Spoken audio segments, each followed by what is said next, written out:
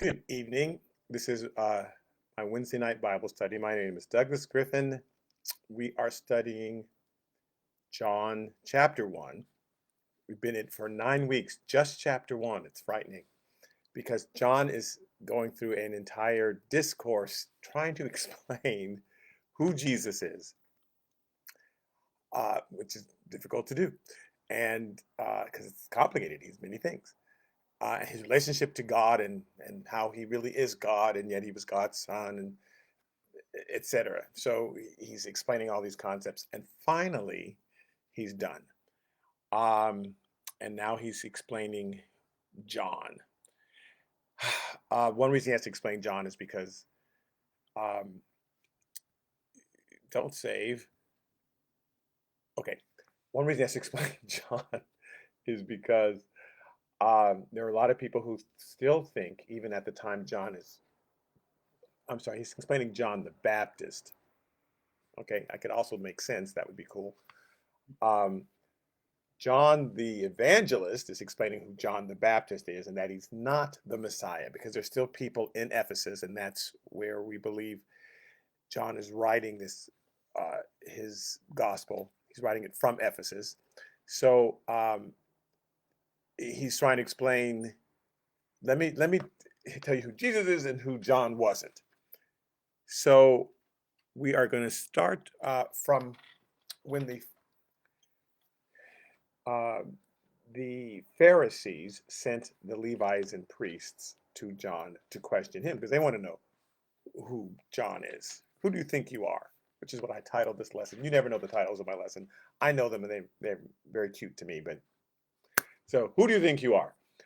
In John 1, verse 19, and we finished around here last week.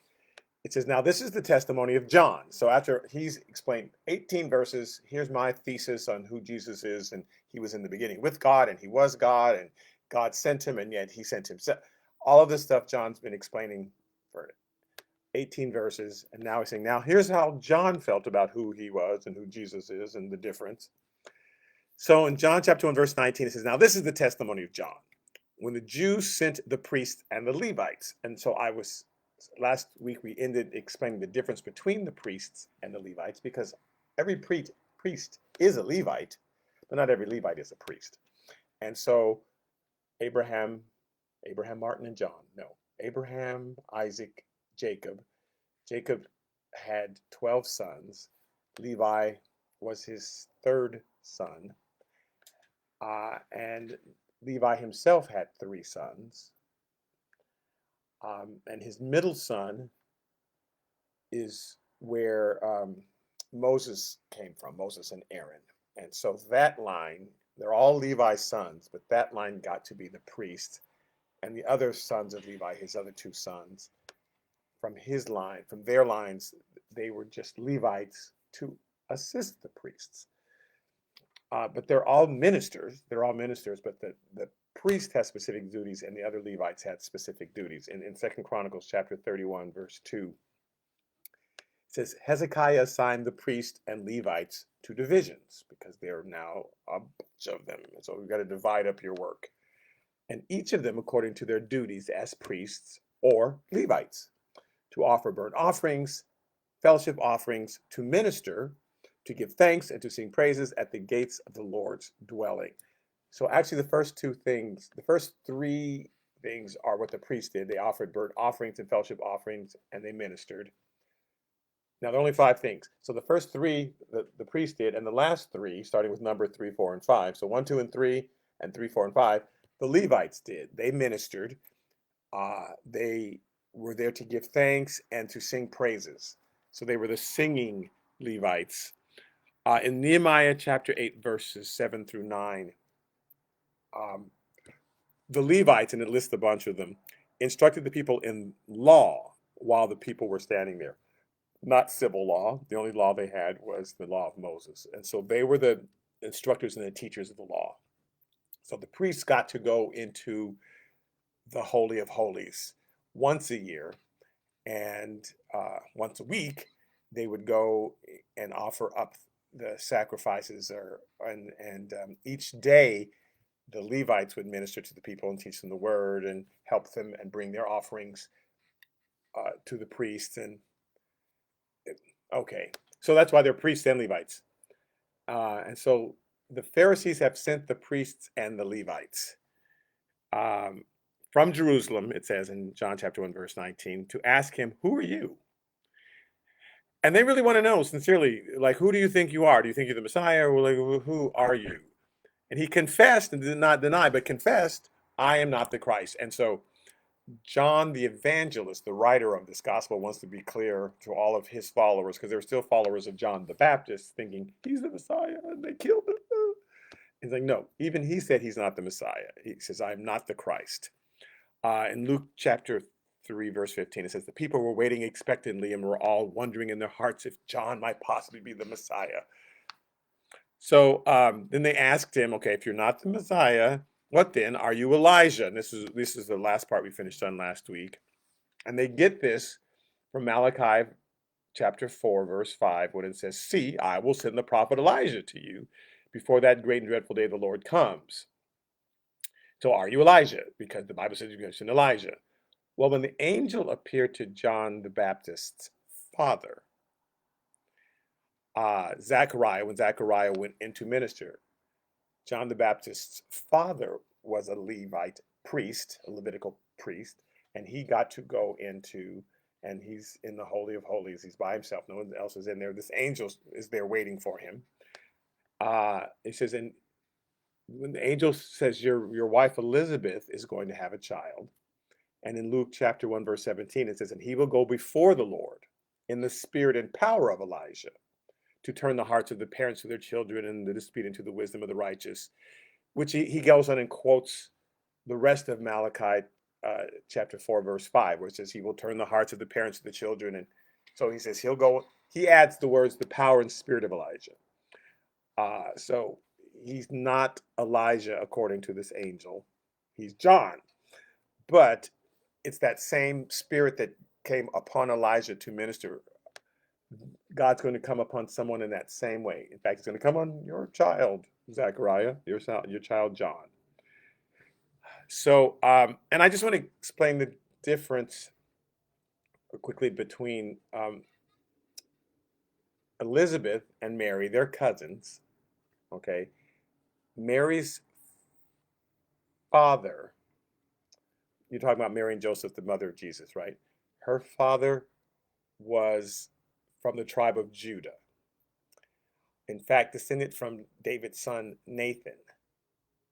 Joseph's father was also from the tribe of Judah. He was descended from David's son Solomon.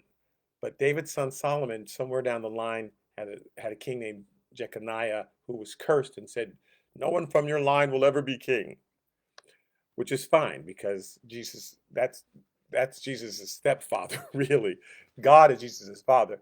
And God put in her Jesus in her womb.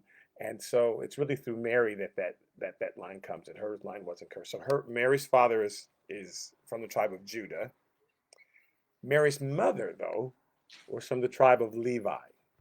So Mary's half and half. She's half tribe of Levi, half tribe of Judah.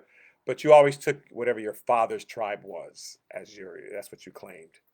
So Mary's mother's from the tribe of Levi, and her brother, Mary's mother's brother, her uncle, he's also clearly from the tribe of Levi, right? They had the same parents, and he married a Levite woman, and they had Elizabeth. So Elizabeth is considered from the tribe of Levi, even though her cousin is from the tribe of Judah. They shared the same, their parents were brother and sister.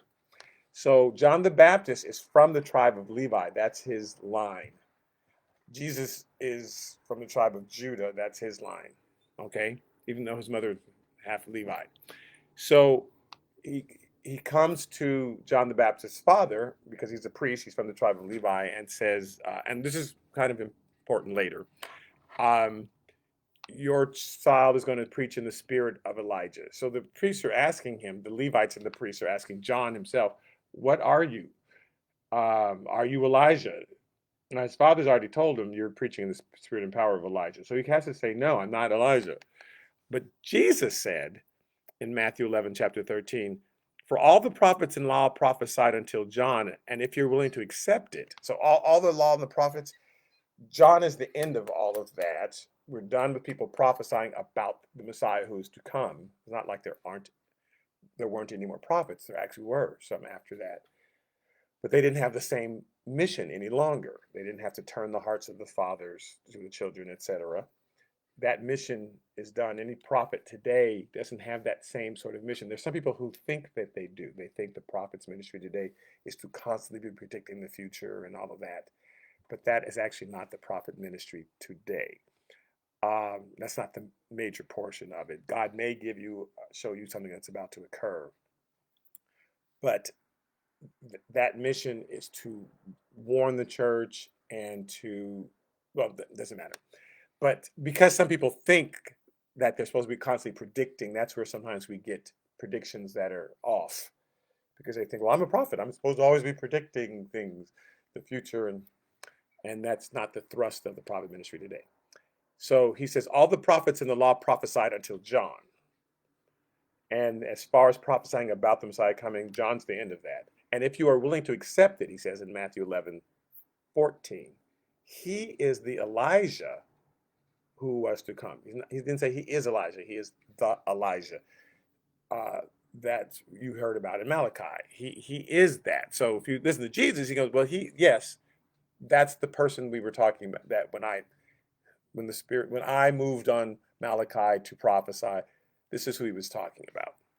So when they asked John the Baptist, though, because his father said, no, you're not Elijah, you just preach in spirit. He said, no, I'm not Elijah. So they said, so are you the prophet? Now, here's where they're getting that from. And this is John, 1 John, verse 21. In Deuteronomy chapter 18, Moses is prophesying to the people. He's delivering God's message to the people.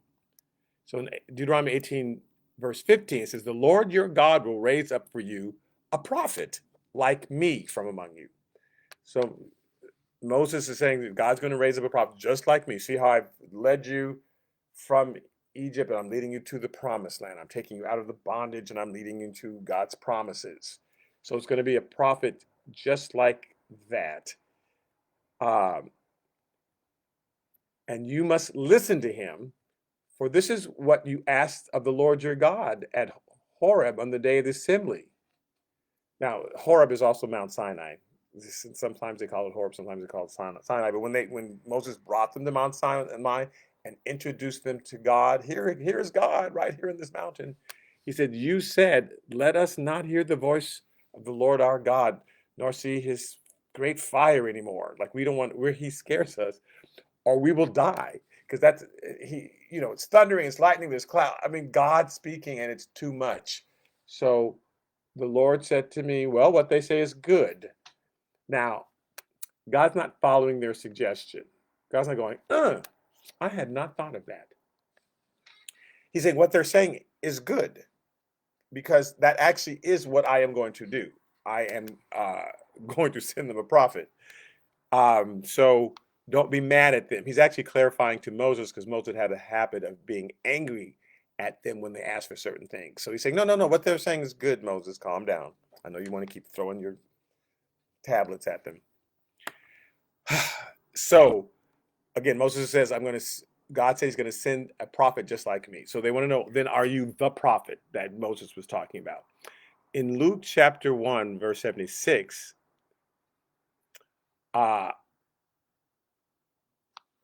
when Zechariah, who's just heard from the angel, right, and the angel muted him for a while, and in fact, my friend Tim Chisholm, asked, how come Zechariah got in trouble? Because when the angel came to Zechariah and said, your wife Elizabeth's going to bear a child, he said, how will I know that? She's old and I'm, and barren, and I'm old, and so he got mad because I'm Gabriel and I'm an angel and I'm talking to you. Like, to him that was crazy. To Gabriel, like, did you not see that I just appeared here? You see these wings? I'm telling you stuff and you're like challenging me. So that bugged him, so he silenced him. So my friend Jim says, well, how come he got in trouble, but Mary didn't get in trouble because she said basically the same thing. Well, and I was explaining to Jim that there had been several occasions in the history of the Jews where, Sarah was 90, Abraham was 100, and they had a child. So it wasn't some crazy thing. Samuel's mother was barren and had a child, and Rebecca. There's a bunch of people that were barren, and then God showed up, and then they had a child. So for Zechariah to say, "Well, how will I know that?" As though it was an impossible thing. That's what bugged the angel, especially because his answer was, "Because I'm Gabriel, it stands in the presence of God. You think I've just wandered in here making stuff up?" So um, it is, but Mary, on the other hand, had no precedent for what she was asking. She said, I have never had sex. I don't know a man. So how can I have a child? That there was no precedent for that. She's literally asking, how will that happen? What's going to happen? And so the angel said, well, the Holy Spirit will come upon you and overshadow, and explained, this is how it's going to happen. Because he just wanted to know, how is that going to how? That's like an impossible thing. Zacharias knew in his history, he was a priest. He knew that there were several older couples or barren women who had, once God came and spoke to them, they had kids. So he's like challenging the gate. How do I know that? Because I'm Gabriel and I told you. So Zacharias got in trouble. Finally, when he could speak, finally, when he could speak, he began to prophesy over the baby. And this is after the child is finally born. The angel said, okay, now you can speak. Okay. So he says, prophesies over the child and says, now where is it? I was my messenger. See, I just started yapping. Oh, he will go before the Lord. This is Luke chapter 1, verse 7. No, sorry. Okay, there's Deuteronomy. There's Luke. Oh, Luke chapter 1, verse 76. And you, child, he's talking to the child, you will be called the prophet of the highest, for you will go before the face of the Lord to prepare his ways. So he's telling him you're going to be called the prophet. So he should have answered, yeah, I'm the prophet, because my father, said, you're the prophet of the Most High. Well, that's not what Moses said. He didn't say, you'll be the prophet of the Most High. He says, I'm going to send you a prophet just like me, who took you out of bondage and introduced you to God. In Malachi chapter 3, verses 1 through 3, talking about John's mission, he says, I will send my messenger who will prepare the way before me. And then suddenly the Lord you are seeking will come to his temple, and the messenger of the covenant whom you desire will come, says the Lord Almighty. So I'm the messenger who comes before him. The rest of Deuteronomy chapter 18 says, I will raise up for them a prophet like you. This is the rest. This is starting with verse 18. So he repeats himself. I will raise up for them a prophet like you from among their fellow Israelites, and I will put my words in his mouth. Now, the difference between Jesus and Moses is that God would tell Moses, go up to Pharaoh and say this. And then God left Moses alone. Moses was able to go home and say, hey, you got some turkey? Or, ooh, I'm gonna put my feet up on the couch. And those were not the words of God coming out of Moses' mouth. Every so often, God would give Moses an assignment and say, go say this. What he's saying, this particular prophet who is coming, I'm going to put my words in his mouth continually. Everything he says will be coming from me. Everything that he says. So I put my words in his mouth, and he will tell them everything that I command him. And I myself will call to account anyone who does not listen to my words that the prophet speaks in my name. So this is someone who will be continually saying everything that he's hearing from God, everything that comes out of his mouth. So that's why John the Baptist is like, no, I'm not the prophet. Even though my dad said, you'll be the prophet of Most High God, I'm the messenger who is going to precede the prophet. Okay. In John chapter 6, verse 12 through 14, Jesus had just finished feeding everybody bread, right? Well, not, how would you know that? But in John chapter 6, I'm just telling you, he broke up the fishes, the loaves and the fish, and he just finished feeding everybody. It says, so when they were filled, he said to his disciples, gather up the fragments that remain so that nothing is lost. And therefore they gathered them up and filled 12 baskets with the fragments of the 5 barley loaves which were left over by those who had eaten. And then those men, when they had seen the sign that Jesus did, said, this is truly the prophet who is to come into the world. Now they're looking at this particular sign because Moses, once they left Mount Sinai, went and provided them with food. Well, he didn't provide it, but he called down manna from heaven, and he fed all the hundreds of thousands that were there in the wilderness. And so when they see Jesus do this similar sort of miracle, like he just had a few fish and a few loaves of bread, and yet he just fed 5,000 men. There were women there also, so there was probably at least 10,000 people, and then who knows how many children were there. So to see that miracle, because everybody knows he just has a basket full of food. One kid's lunch is all that there was, and yet he's able to fill 5,000 people. It's like, this is like Moses, and that the prophecy was, is going to be Moses, a prophet like me. So that's why they said, well, he's the prophet. In Matthew chapter 16, verse 13, Jesus is asking the disciples' opinions, and he says, when Jesus came into the region of Caesarea Philippi, he asked his disciples, saying, who do men say that I, the Son of Man, am? And so they said, some say you're John the Baptist. Now, the reason they said that is because John the Baptist had been killed earlier, and they thought, well, he must be the reincarnation. Because to be honest, they were only ever together one day, John the Baptist and Jesus. So you said, well, no one ever saw them at the same time. Well, if you were there that day, you saw them at the same time. But other than that, they were never together. So people who weren't there the day that Jesus was baptized, all they know is John's preaching, and then John's gone, and now this Jesus is preaching, and he must be John the Baptist reincarnated. He was not. So some say that you're Elijah, and others Jeremiah, or one of the prophets, because they know there's a prophet coming. So if he's not John, who's a prophet, then he's Elijah, or maybe he's Jeremiah. But are you one of the prophets because there's supposed to be a prophet coming? And they're okay to say these sort of things, but they're not putting the word of God in context, right? You have to read the whole thing, and they would understand what Moses was saying. Okay, so in John chapter 1, verse 21, so when they said, are you the prophet? He answered, no. Even though my dad said, you're going to be a prophet who will, I'm not the prophet that Moses was talking about. So then they said to him, well, then who are you? That we may give an answer to those who sent us, because the Pharisees sent us. So what do you say about yourself? So he says, I am the voice of one crying in the wilderness, make straight the way of the Lord, as the prophet Isaiah said. So I'm not the Malachi in his mind. I'm not the Malachi one. Jesus is saying, yeah, he is. He is. So even John didn't totally understand, right? But Jesus understood. So I have to always take Jesus' word for anybody else. If Jesus disagreed with somebody, Jesus was probably right. So he says, I'm the voice of one crying in the wilderness, like it says in Isaiah. So this is from Isaiah chapter 40, verses 1 through 3, where he said, comfort, yes, comfort my people, says your God. And so Isaiah is prophesying to them. He previously had prophesied, you going to be taken into bondage by the Babylonians.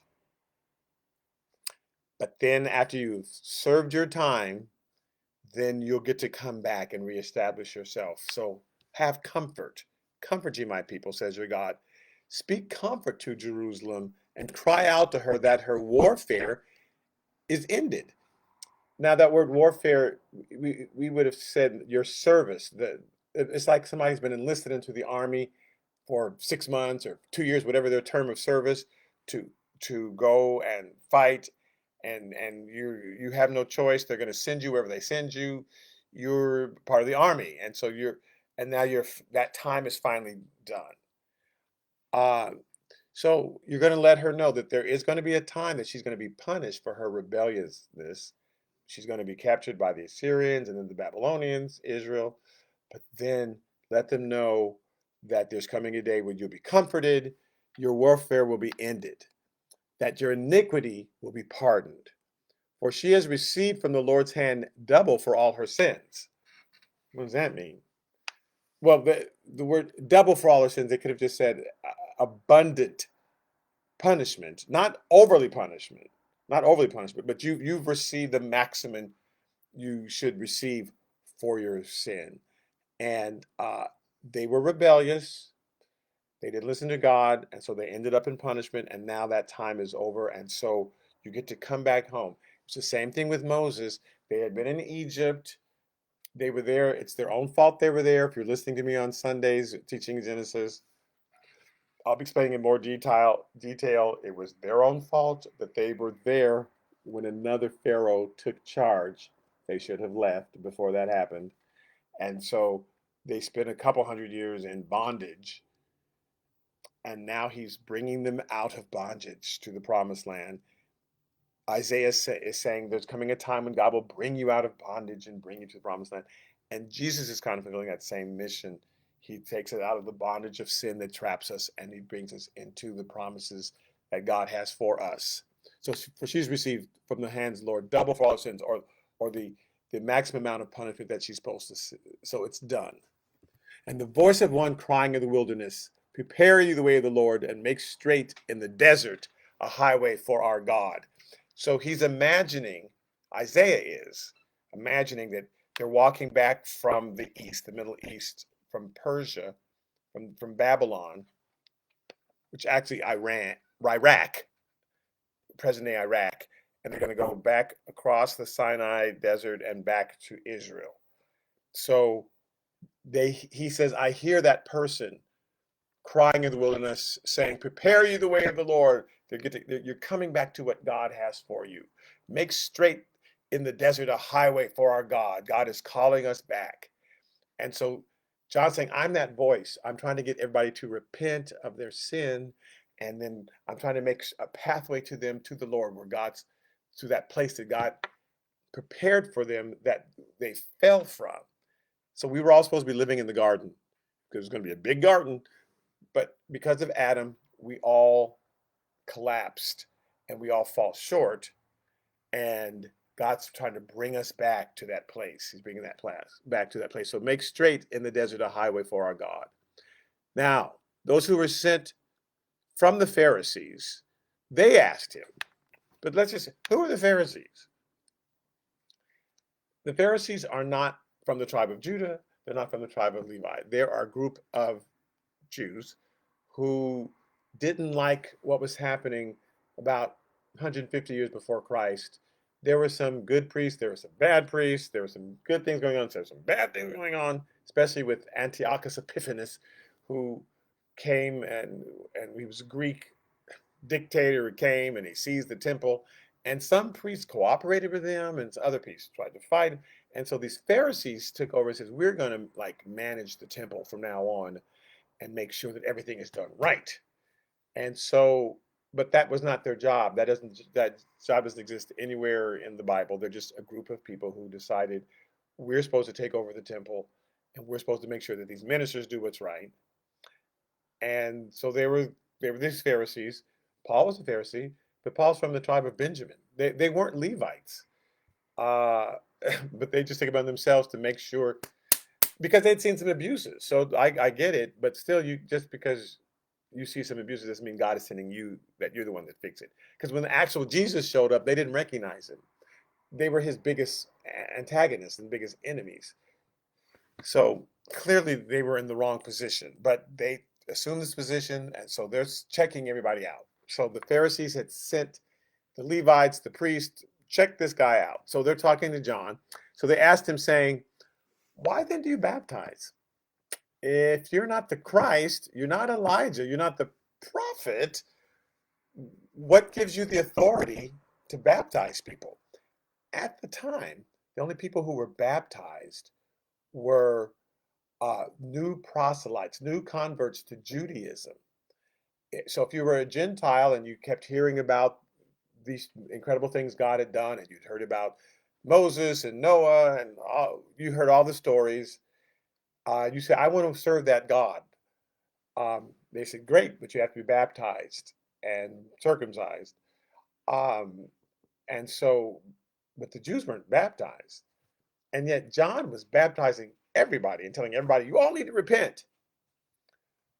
Um, they wanted to know because they said the Messiah is going to baptize us.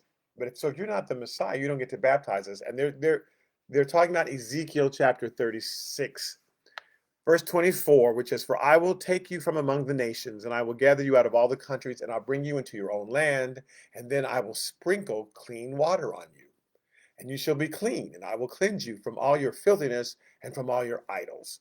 So clearly, this is the Messiah who's going to bring you from this is God saying, I'll bring you out from all those nations, and I'll sprinkle clean water on you. So he says the Messiah is going to baptize us. He's going to, with water, and that's what they're thinking. That's how they're interpreting Ezekiel 36. So why do you get to do it? So John answered them saying, I baptize with water. Now, that's where the disconnect came from them, because they're thinking, well, yeah, that's what we just said. Why are you baptizing with water? Because that verse says, I will sprinkle you with water. I will sprinkle clean water on you, and you shall be clean, and I will cleanse you from all your filthiness and from all your idols. And John said, duh, because I baptize with water. And so they're not understanding. Yes, we said you baptizing with water. And John's trying to say, no, you don't get it. Obviously, later he's going to say, that verse is referring to you being baptized in the Holy Spirit, not being baptized. Like, you're not making any sense. You don't understand. He's not going to baptize you and cleanse your heart with water. That's just a metaphor for the Holy Spirit. So John's saying, I baptize with water. And that was his answer. But there stands one among you whom you do not know. Now I please know that literally means there stands one among you. Like Jesus, he just knows this by the Holy Spirit. He's here right now. Now, this is before Jesus had publicly declared himself. Jesus, no one knew except a few disciples. Jesus hadn't publicly come out and said, I'm the Messiah. He gets baptized first, then he goes into the wilderness for 40 days, and then he comes back to the temple that's up north, to the synagogue, I could just say synagogue, but to the place up north where they're worshiping God. And then he opens up the scripture and says, the Spirit of the Lord is upon me because he has anointed me to do blah, blah, blah, blah, blah, right? So that's when he first announces himself. But according to John the Baptist, he's standing there right now. John felt that in his gut. He says, there is one who stands among you whom you don't know. But it is he who coming after me is, and he's preferred before me. He's like, I'm introducing him to everybody, but he was actually here before me. Even though he's coming after me, he's both. Whose sandal strap I am not worthy to loose. And when you would come into the house of some rich person, their servant would unstrap your sandals for you. That was like the lowest position you had, is because they'd walk through mud and nasty stuff, right? And they didn't wipe their foot outside. When they came in, that's when the servant would untie your sandals, and then they would, and then somebody would wash their feet. So who got to handle the nasty shoe? He says, I'm not even worthy to untie his shoe. That's how lowly I am and compared to him. So his answer, when they said, why do you get to baptize? Is because I baptize with water. Duh. And he's really saying, if you read the rest of that scripture, it's saying, I'm going to give you a new heart and I'll put my spirit within you, blah, blah, blah. And so John later goes on to say, and this one coming after me will baptize you with the Holy Spirit and with, right? But he doesn't totally answer their question. He just says, I get to baptize you because all I'm using is water. So in 1 John verse 28, it says, these things were done in Bethabara, beyond the Jordan. It's like, where is Bethabara? And it's not a place that, there's nothing called Bethabara today, but it's beyond the Jordan where John was baptizing. So why did John pick this particular lake near Bethabara to baptize everybody?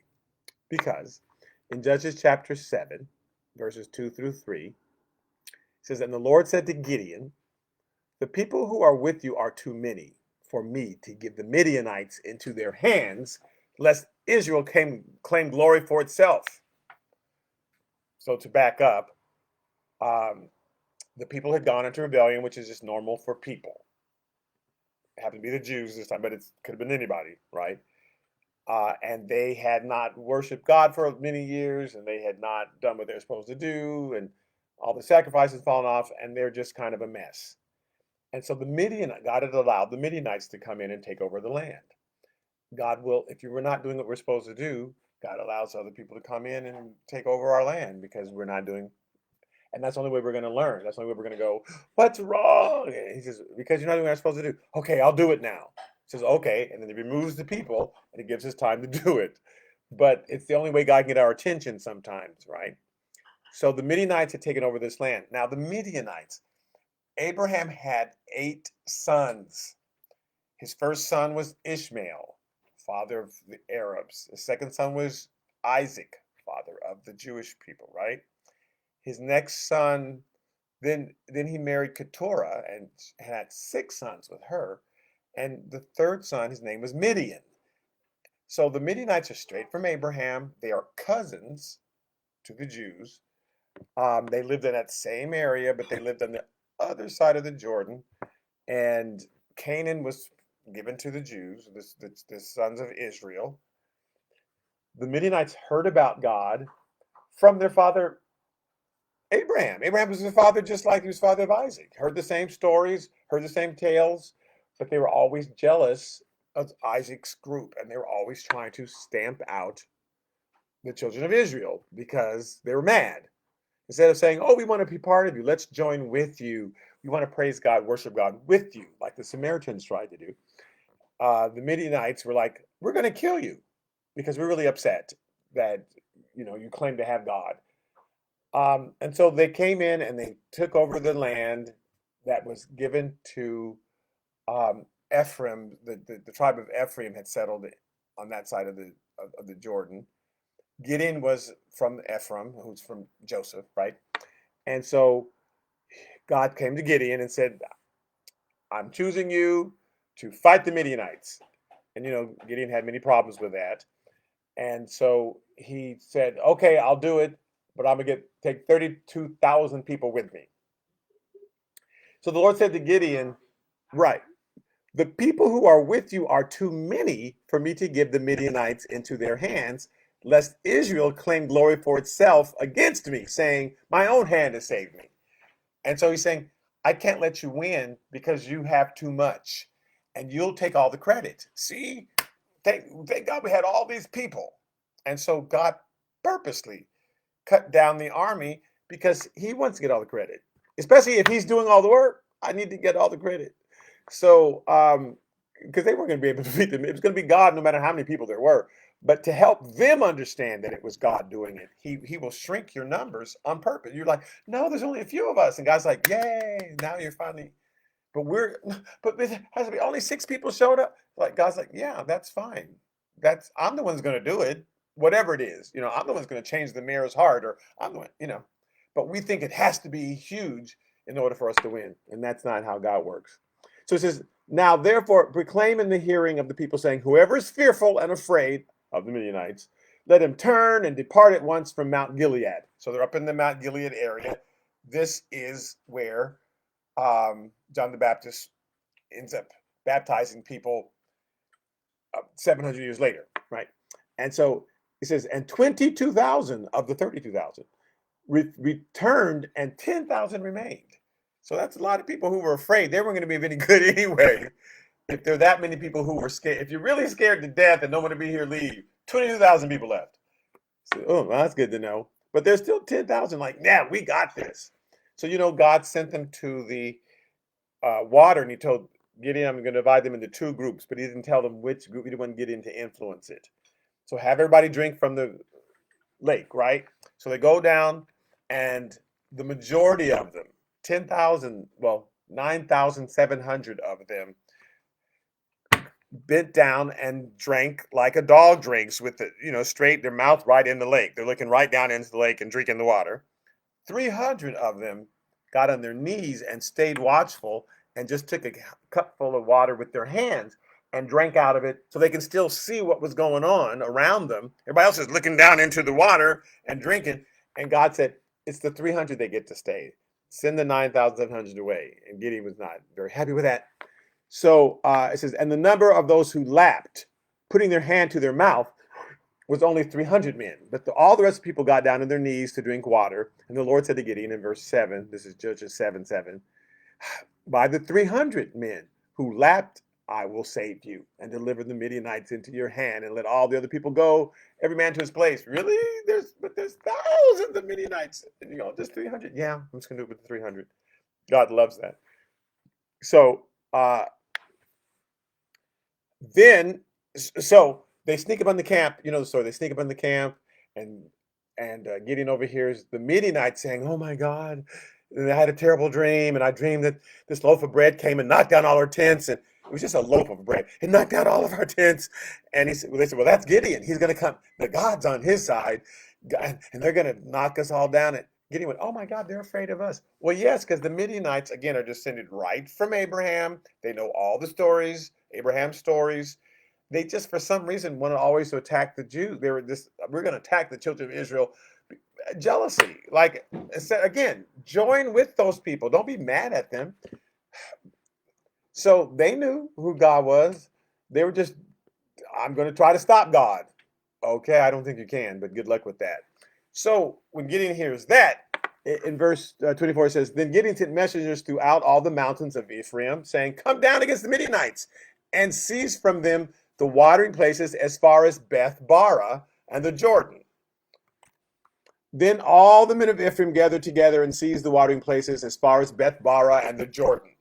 So this is where these people reclaimed themselves at Beth-bara.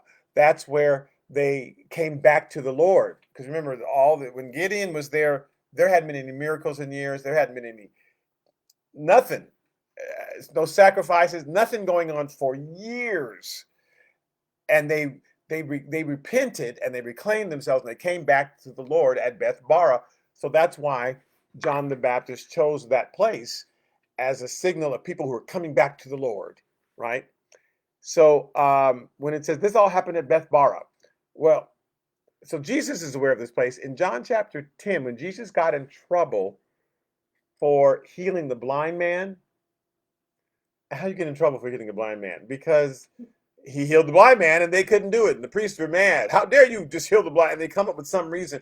I feel like I had this same conversation recently about something, actually it was about a couple weeks ago. Instead of being happy for what God was doing, well, you didn't do it the right way.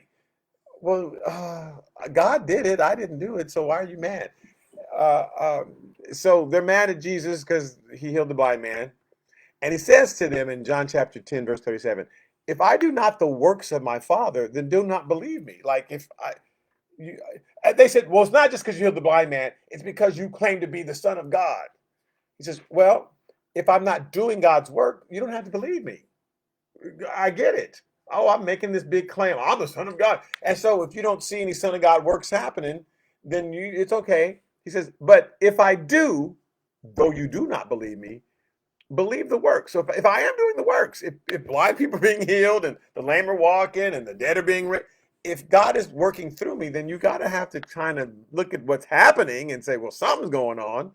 So that you may know and believe that the Father is in me, believe the works, and I in him.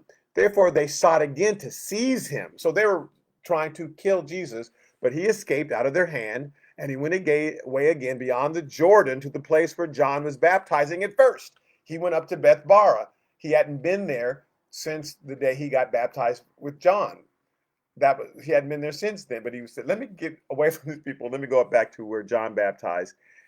And then many came to him and said, John performed no signs like this. Like John didn't do miracles like this. He says, but all the things that John spoke about this man were true, because look at what he's doing. And many believed in him there. So John had been preaching to everybody in this Beth-bara area where he's baptizing everybody. One is coming after me and he's going to do these incredible things. Blah, blah, blah. Jesus showed up, got baptized, and then hadn't been back. And now he came back to this area. And they said, "You're the man. John preached about you." And so a lot of people got saved. So in John chapter 1, verse 29, it says, "The next day, John saw Jesus coming." So again, don't forget, Jesus was there when John said, "There is one person who's standing here among you who I can tell is the Messiah. You don't know him, but he's already here, and he's going to do all these incredible things." So the next day, Jesus, who'd been hanging out, but just staying quiet, he's waiting for a specific day. He chose a specific day for all this to happen. It says, the next day, John saw Jesus coming toward him and says, "Behold, the Lamb of God who takes away the sin of the world." He spoke that by the Holy Spirit. Believe it or not, John had never met Jesus. He says, "This is he of whom I said, after me comes a man who is preferred before me. For he was before me. I did not know him, but that he should be revealed to Israel. Therefore, I came baptizing with water." I came baptizing people. I didn't know him, but they're cousins. When their moms were pregnant, didn't they go talk to each other? Yes, Mary and Elizabeth talked to each other, and they were all excited. And then Mary went back to her place, and Elizabeth back to her place. And believe it or not, John and Jesus grew up in different towns, didn't know each other. So John doesn't, he's speaking this by the Spirit. He sees him and goes, "Oh," the Spirit of God says, "That's the guy." In Luke chapter 1, verse 80, it says, talking about John the Baptist, after his father prophesied to him and says, "The Spirit of the Lord's going to be on you, and you're going to be the messenger," and all that. It says, "So the child grew and became strong in spirit and was in the deserts until the day of his manifestation to Israel." So he, once he got past the age of 13, he went and lived in the deserts and just became different. He was different. So, and again, if you're watching The Chosen, which is like the best, they nicknamed him Creepy John because, he was different. John Baptist was different. But he lived in the desert areas and stayed there until he finally came forward and said, "Prepare the way, Lord," and started baptizing people. Jesus, on the other hand, grew up in other places. In Luke chapter 2, verse 43 through 50. And here's the thing. When Mary found out that the Holy Spirit was going to come over her and give her a child, she still didn't quite understand that she was giving birth to God, because no one had ever done that before. Okay, whatever's in me is holy and he's going to do great things, I guess. And she says, "Okay, I won't fight it." But she didn't totally, it had never happened before. When something has never happened before and God says, "Tomorrow, the Goldbloots are going to come from the Fleabits." You go, "What?" And God's telling the truth, but you don't know what he's talking about. But you believe him. So I'm going to wait for the Goldbloots to show up because it's coming from the Fleabit. It's basically that to Mary. Like, what do you mean? So, and here's what I mean. In Luke chapter 2, verse 43, it says, "When they finished the days, and as they returned, the boy Jesus lingered behind in Jerusalem." So Mary came, and Joseph, her husband, Jesus, her firstborn son, and then the other 5 sons that she had, 4 sons that she had with Joseph. So these are really Jesus' stepbrothers. They have a different father because Jesus' daddy was God. So 5 boys. We don't know how many girls because they never mention the girls because it's sexist Bible. Anyway, so we don't know. That was their custom. They didn't count the girls. So he had at least 5 brothers. And they traveled to Jerusalem for the Passover, and they're there for a week because it's the feast of the unleavened bread, and it's 7 days long. You also go with your relatives and you go with your neighbors, like a huge party of you goes, 60 or 70 people, you all travel together, right? It says, "And when they had finished the days, as they returned, the boy Jesus lingered behind in Jerusalem." So they're walking, they don't know that Jesus is staying in Jerusalem. They think he's with them. "And Joseph and his mother did not know it." So we say, how could they not know? Because we picture Mary and Joseph and their little one child. No. The men all walk together, the women all walk together, the kids all walk together. And 70 people or more all traveling together, and they're just different groups. So they travel for a full day, and then that night when they go to see what they can't find it, and they spend a whole day looking for Jesus, and then they travel a day back. So it's 3 total days: a day that they travel, a day that they try to look all over, because they have no idea he just stayed in Jerusalem. They don't know where he is. And then they travel back. They find anything. Maybe he went back to the temple. Okay. So supposing to have been in the company, they went a day's journey, and then they sought him among their relatives and acquaintances, because that's who they were traveling with. And it could have been more than 70 people. It could have been, 100 and some people all traveling together. So when they did not find him, looking for a day, they returned to Jerusalem seeking him. Now, so it was that after 3 days they found him in the temple. It doesn't mean they looked for him for 3 days in Jerusalem. They knew to look for him in the temple. It just they went a day's journey. They looked for him for a day. They traveled back a day. So it took 3 days before they realized and finally found him. So they find him sitting in the midst of the teachers, both listening to them and asking them questions. And all who heard him were astonished at his understanding and answers. So when they saw him, they were amazed. And his mother said to him, "Son, why have you done this to us? Look, your father and I have sought you anxiously. Like, why would you stay?" Because no, everybody goes. You don't just stay. That's like, what? And he said to them, "Why did you seek me? Do you not know that I must be about my father's business?"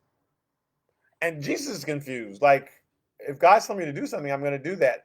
They didn't get that. It says, but they did not understand the statement which he spoke to them. When he said, "I must be about my father's business," they're thinking, your father's a carpenter.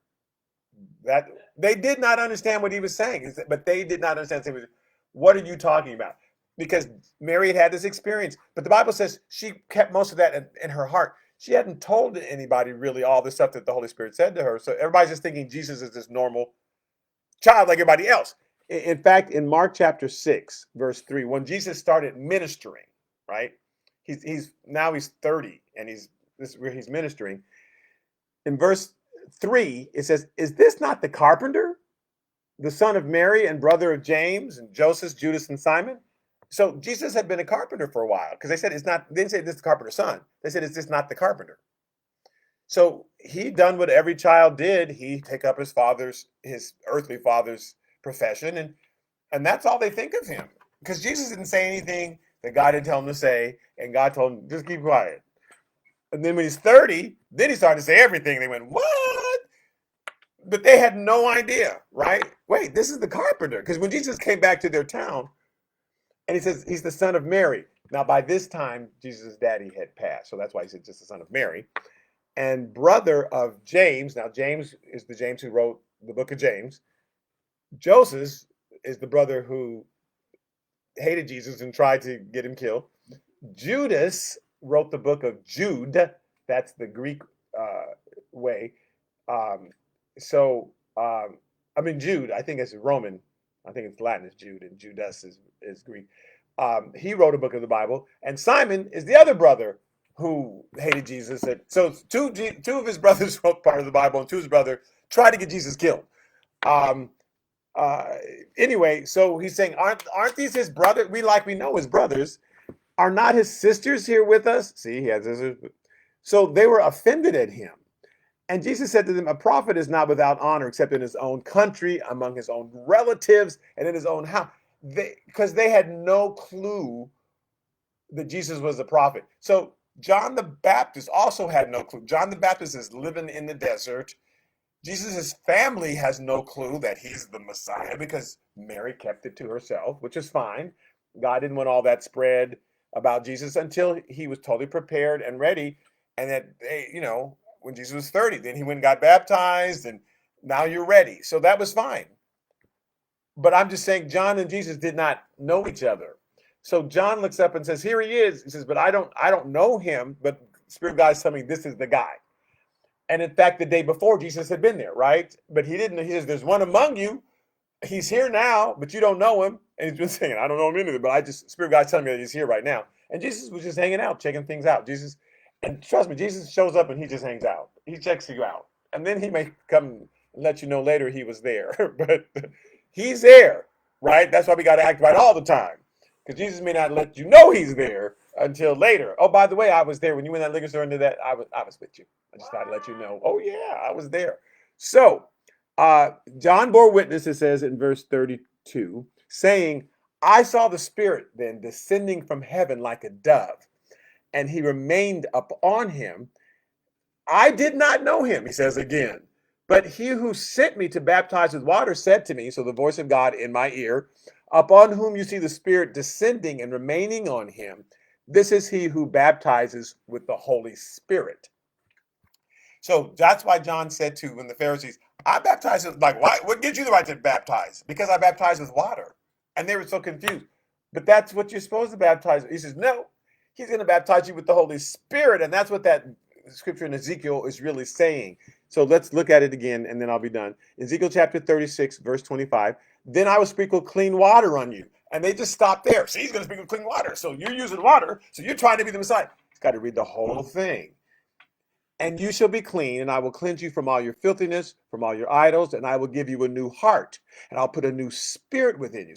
So the water is just a metaphor. I'm going to put a new spirit within you, and I will take the heart of stone out of your flesh and give you a heart of that's flesh, that's soft instead of stone. And I will put my spirit within you, and I will cause you to walk in my statutes. You don't have to strain anymore, because I'm going to put my spirit in you, and you will keep my judgments and do them. I will give you the ability to follow my word. So John knew that he's going to. It's the water is just a metaphor for the spirit coming on you. If you read the rest of it, that's why when his answer, like, why are you baptizing? Because I baptize with water. Duh.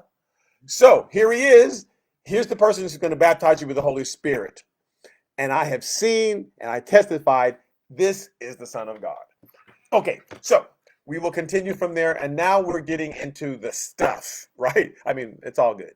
But now we're going to follow John and Jesus and all these things and every story that John is telling us. Again, it's for us specifically, for Christians. He has a purpose in every story. There's a lesson we're supposed to learn about the nature of God. The other disciples in Matthew, Mark, Luke, and John are reporting the events as they happened. This happened and this happened. And they may not even understand why the event happened. But John is writing years after that, and he picks specific things that aren't in the other gospel because he says, these are the things that are really going to explain Jesus to you, explain his relationship with God, why he was here. The book of John is fascinating. And people need to really study it so they really understand our lives as Christians. Okay, so thank you. Thank you. So nice of you guys to take the time to listen in. And I will see you next week. And some of you, we're in Genesis, and we are finishing up the book of Genesis in a couple weeks, and we'll be going into Exodus. So that's what I'm doing on Sundays. So thank you again. God bless.